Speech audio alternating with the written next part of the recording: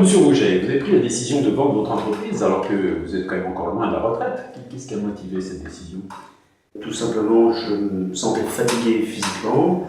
Voilà, j'avais une entreprise, on avait une entreprise avec mon épouse qui fonctionnait très bien, qui était appelée à se développer, qui se développait continuellement, mais je ne me sentais plus vraiment à la hauteur. J'étais toujours passionné par ce que je faisais, mais il fallait passer l'étape supérieure à laquelle je ne me sentais pas capable. Et quel était pour vous le bon profil du repreneur, justement? Quelqu'un qui soit à la fois, je dirais, commercial, chef d'entreprise quand même, malgré tout, ouais. Capable de développer, capable de maintenir, et il fallait pas qu'il soit comme moi. Et alors, quant au processus de transmission? Oui, bien vécu, mais ouais, c'est un moment délicat, parce que nous, ça a été quand même relativement long. On a vu plusieurs personnes, ça a duré 26 mois, comme Fabrice Benetton, ça a duré 14 mois, voilà. Mais c'est des moments un petit peu difficiles parce que je dirais quand les premiers repreneurs se sont manifestés, que M. Bonson, je dirais on se démotive un petit peu tout de suite. Ouais.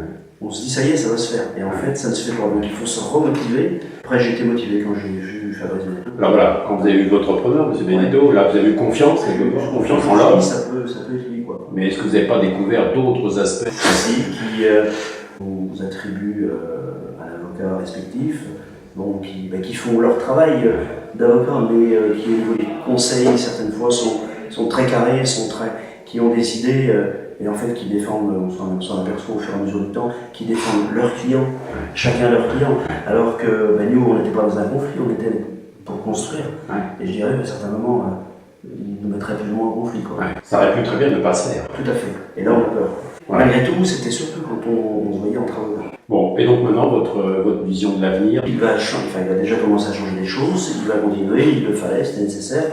Il va embaucher du personnel, il va sans doute asseoir dans un premier temps ce qui était fait, et puis après continuer à développer. Un nouveau développement. C'est quand même le but de quelqu'un qui vend une entreprise, de voir ce qu'il a fait, continuer. Quoi. Continuer et se développer. Cas particulier justement de votre entreprise, votre épouse est avec vous depuis le début dans cette entreprise. Clairement, le fait qu'elle puisse rester dans l'entreprise avec le nouveau repreneur... c'est un plus pour le repreneur, je pense. C'est aussi une preuve par rapport à nos salariés, nos éleveurs, nos fournisseurs, nos clients, qu'on a confiance dans notre entreprise et qu'on fait confiance dans le repreneur, évidemment. De dire on est là, on vous accompagne, on n'a pas vendu et on vous laisse tomber. Voilà, l'affaire continue et on y croit et voilà. Donc pour moi, c'était pas un souci du tout. Bon, au contraire, c'était même une chance, c'était plutôt un atout.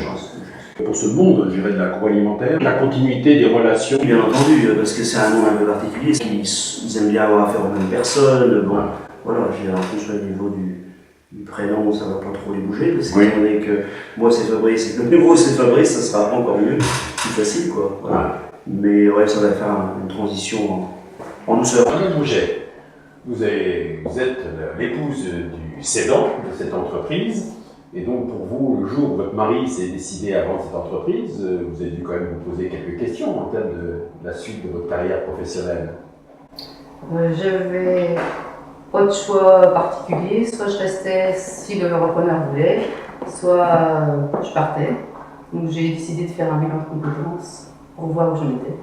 Et alors, il fallait que je retrouve une entreprise à peu près dans les mêmes dimensions et avec des postes à peu près similaires parce que... mais qu'est-ce qui vous plaît dans cette entreprise? C'est le contact avec les éleveurs, les clients, c'est diversifié.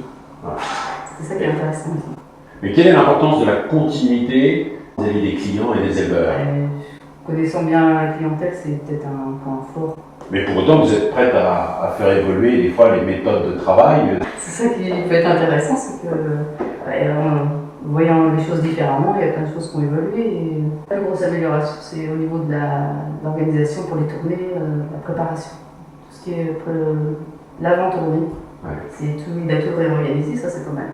Et donc pour vous, je dirais aujourd'hui... Ça se passe bien et je pense qu'il n'y a pas de soucis pour la suite. Voilà.